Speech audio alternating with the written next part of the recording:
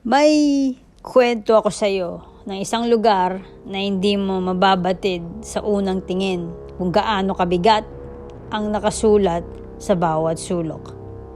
Isang asylum kung saan hindi lang sakit ang namuhay, kung hindi pagpapahirap. Dahil simula noong binuksan ng pinto nito noong 1867, mahigit 9,000 na tao ang namatay sa loob ng Beechworth. Hindi simpleng bilang yan. Ito ay mga buhay na naglaho, mga pangalan na hindi na naalala, at mga kaluluwa na naiwan doon. Halika at sabayan mo akong sumilip sa dilim ng Beechworth Asylum. Victoria, Australia, 1867. Naitayo ang Beechworth Asylum bilang asylum para sa mga may sakit sa isip sa silangang bahagi ng estado. Dati, ito ay proyekto ng gobyerno na may magandang intensyon. Isang lugar na dapat ay magbigay lunas at pag-asa sa mga taong baliw, magulo ang isip o hindi na maunawaan ng lipunan. Pero sa pagdaan ng panahon, ang Beechworth ay hindi naging lugar ng pagkalinga, kung hindi lugar ng pagpapahirap sa mga tao doon. Ang disenyo ng asylum ay malaki. Puno ng malalaking walls, mga wards, cottages, farms, at mga pasilidad. Una, ilang daang pasyente lang ang nandito. Pero hindi naglaon, tumaas ang bilang at umabot na ng libo-libo ang pasyente doon. Sa panahong iyon, kung hindi mo maipaliwanag ang sakit mo sa isip, ini-asylum ka. Kung may depression o may epilepsy ka, asylum ka agad. Kung may problema sa pamilya o hindi ka maintindihan, diretso sa asylum. At kung alcoholic ka naman o addict, asylum din ang bagsak mo. Hindi mo kailangan may sira sa ulo para mapunta rito. Minsan, dahil lang ikaw ay iba sa nakakarami at hindi maintindihan ang behavior mo, dito ka agad ilalagay. Sunod-sunod ang mga pasyente sa wards. May mga tao na may anger issues, pero para sa kanila, nung panahon na iyon, ay consider siya na delikado. May mga ina naman na hindi na muling nakita ang mga anak. May mga batang pinaparusahan dahil sa simpleng issue. Lalong tumindi ang mga nangyayari sa asylum dahil sa overcrowding, kakulangan sa staff, at kakulangan sa pangunawa kung paano talaga alagaan ang mga nasirang isip. Sa loob ng 128 years na operasyon ng asylum, nasa paligid ng 9,000 katao ang namatay roon.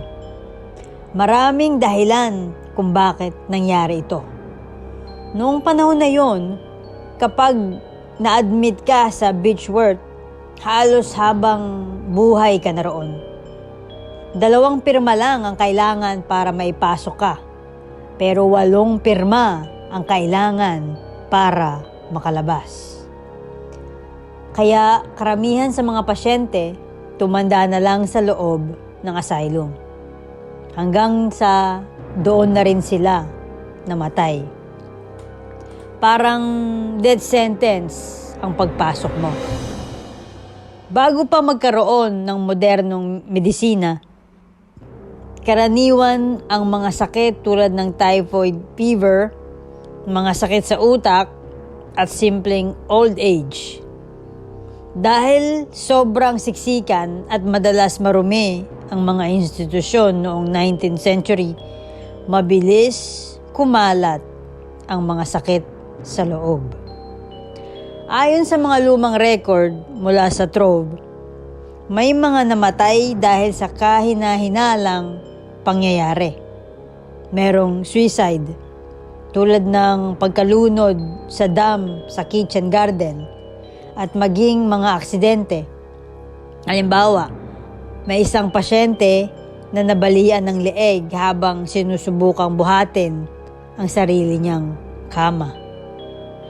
Noong panahong iyon, ang mga asylum ay kadalasang ginagamit para ilayo sa lipunan ang mga tinatawag nilang undesirables kaysa talagang gamutin sila.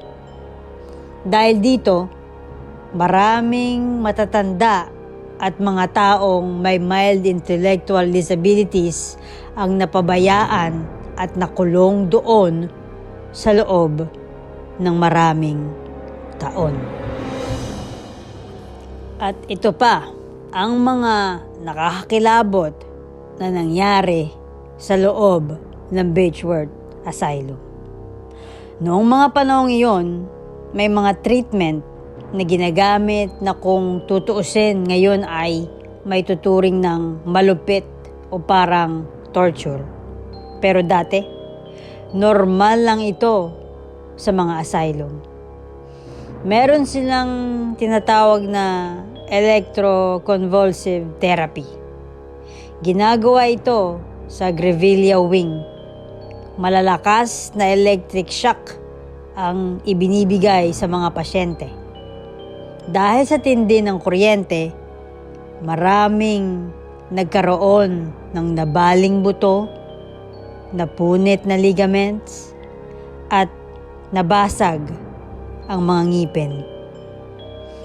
Madalas gumamit ang staff ng restraint bags, straight jackets, mga kadena, at mga isolation cage para kontrolin ang mga pasyente. Ang iba roon ay matagal na ikinukulong mag-isa sa dilim, na literal na nakakasira ng isip at kaluluwa ng tao. May mga pasyente din na sumailalim sa frontal lobotomy, isang operasyon sa utak para gawing mas kalma o sunod-sururan ang mga itinuturing nilang marahas o mahirap kontrolin. May mga lumang kwento rin na nagsasabing binubunot ang mga ngipin ng pasyente bilang parusa, lalo na kung sila ay gumagawa ng self-harm.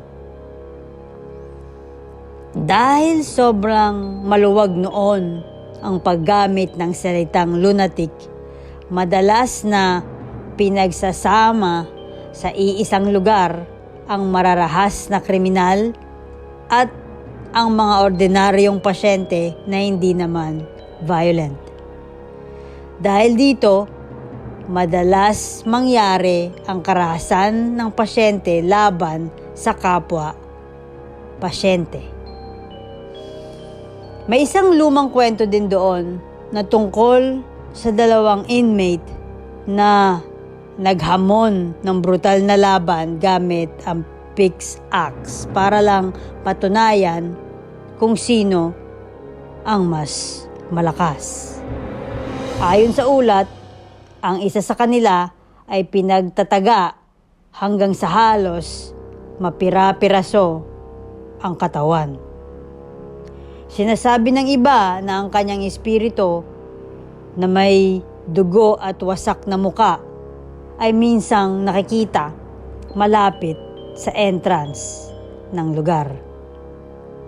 At sa ward naman, may tinatawag na criminally insane na kilala bilang Olivene.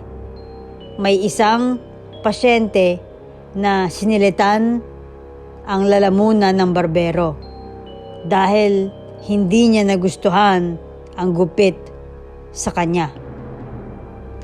Kilala raw ang lalaking iyon na may sobrang habang buhok hanggang likod dahil wala nang ibang gustong maglakas loob na gupitan siya. Bago nagkaroon ng sunog noong 1950s, sinasabing ang laboratorio ng pasilidad ay may mga glass jars na naglalaman ng mga bahagi ng katawan ng tao mula sa autopsy at mga eksperimento. Nang mangyari ang sunog at ang restorasyon ng lugar, bigla na lang nawala ang mga garapon na iyon. At dahil sa mga pang-aabuso at nakakapanindig balahibo na mga nangyari noon, ang Beechworth Asylum ay tinuturing na isa sa mga pinaka-active na paranormal sites sa Australia. At dahil na rin ang daming namatay sa loob ng lugar, marami ang nininiwala na may naiwan na malamig at nakakatakot na presensya. Mga multo at kwentong hanggang ngayon ay kinikilabutan pa rin ang mga tao. May isang Jewish na babae umano. Isa ito sa mga pinakakilalang multo sa asylum. Madalas daw siyang nakikita o nakukunan ng litrato na nakatayo sa bintana. Ayon sa alamat, itinulak siya palabas ng bintanang iyon ng isang pasyente matapos sila ay mag-away tungkol sa sigarilyo. Mas naging trahedya pa ang nangyari dahil Jewish siya. At ayon sa tradisyon, rabay lang ang pwedeng gumalaw sa katawan niya. Pero dahil sobrang liblib ang lugar, hindi agad nakarating ang rabay. At may isa pa si Matron Marion Sharp, isang mabait at maalagang nurse noong late 1800s. Hanggang ngayon, may mga nagsasabing nakikita nila ang kulay abong figure na may hood sa Grevillea Wing. Madalas daw siyang nakikita ang nakaupo sa tabi ng mga pasyente. Parang kinakausap or kinukomfort sila bago sumailalim sa masakit na electroshock treatment. At ito pa, ang pangalan niya ay si Tommy Kennedy, isang dating pasyente na naging kitchen hand sa asylum at doon na rin namatay habang nagtatrabaho. Sa Bijou Theater na dati ay kusina ng asylum, may mga bisita na nagsasabing may humihila sa kanilang damit o may biglang tumutusok sa kanilang tagiliran na parang may nagpaparamdam. Meron namang isa na ang tawag nila ay ang lalaking nabubulok ang katawan. Siya daw ay isang pasyente na bigla na lang nawala. Kalaunan, natagpuan ang kanyang nabubulok na katawan sa taas ng isang puno.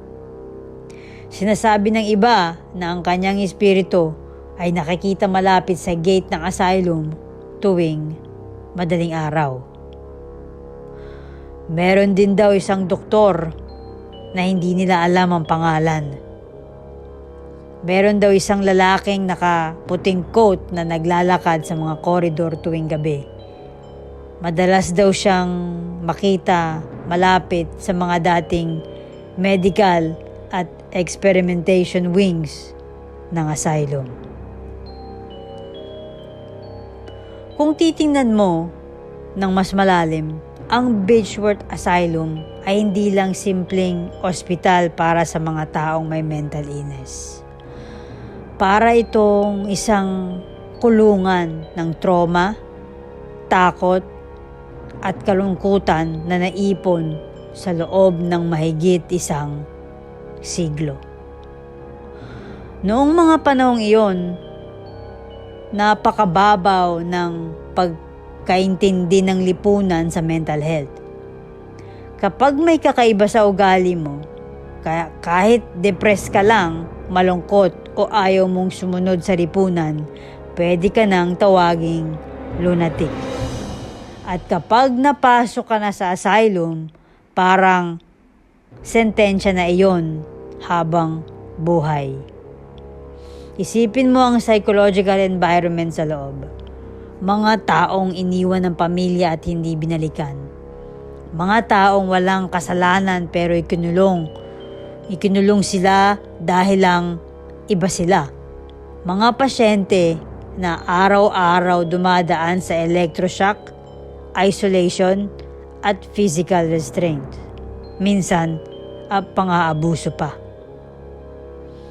Kapag ang isang tao ay matagal na nakaranas ng trauma, takot, at kawalan ng pag-asa, may nangyayari sa isip niya.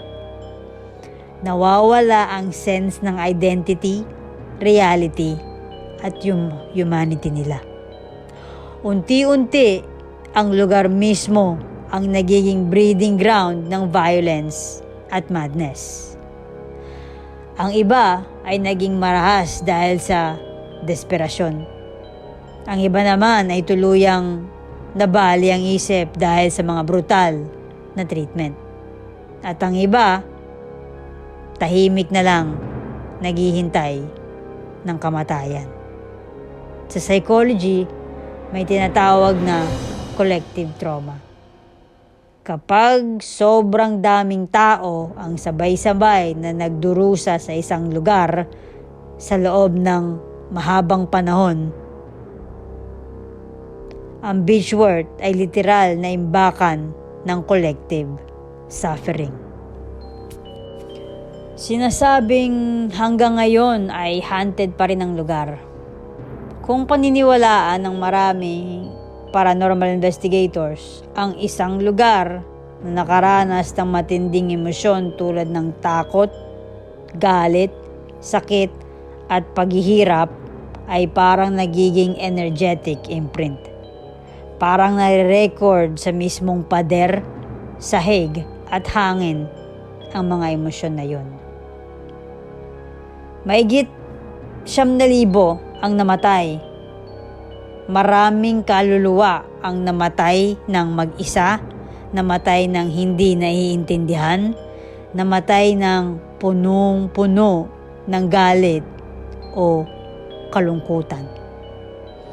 At ayon sa ilang paniniwala sa paranormal psychology, ang mga ganitong klaseng kamatayan ay minsan nagiging dahilan kung bakit ang isang espiritu ay hindi makaalis sa lugar kung saan sila nagdusa.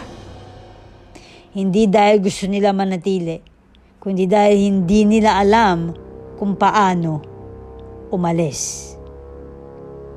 Kaya hanggang ngayon, may mga ulat ng mga aparisyong nakatayo sa bintana, mga anino na naglalakad sa koridor, mga biglaang paghila sa damit ng mga bisita, at mga presensya na parang may nagmamasid sa dilim. Para sa iba, mga kwento lang ito. Pero para sa mga taong nakapasok na sa lugar, sinasabi nila na may ibang klaseng bigat sa hangin doon. Hanggang ngayon, nakatayo pa rin ang lumang gusali ng Beechworth. Tahimik at puno ng kasaysayan. Ang iba ay nakalaya sa kamatayan. Pero ang iba raw, hindi kailanman nakaalis. Sa bawat koridor na tinatahak ng mga bisita, sa bawat bintanang pinagmamasdan ng dilim, may tanong na hindi pa rin nasasagot. Ilan sa kanila ang tunay na baliw at ilan ang mga taong nasira lang ng isang malupit na sistema. At kung sakaling mapunta ka roon sa gabi at may marinig kang mahinang hakbang sa likod mo, huwag ka agad lilingon. Dahil baka hindi ka na makalabas.